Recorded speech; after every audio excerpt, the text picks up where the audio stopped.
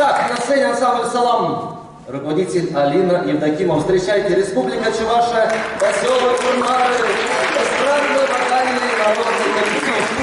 «Салам» в переводе означается «Привет» и аббревиатура ваших имен. Да, мы организовались в 2015 году, в 2015 думали, как назвать.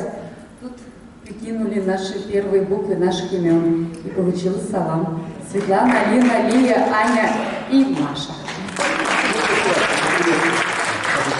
Салам Бурнеде, Иргунзунаппар, Ирлык, Сывлык, Телей, Варункунчул, Бурнеде, Уяв я тебе два мырзим.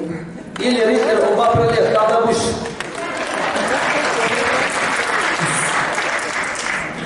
Манихтываны мырзем, Хаклы ендешсем, Сире Бурнеде Халалаза, Чуваш Халах, Юризей, Пухи. Дорогие земляки и те, кто являются участниками и гостями этого праздника, для вас попури чувашских народных гостевых песен. С приветом из солнечной Чувашии!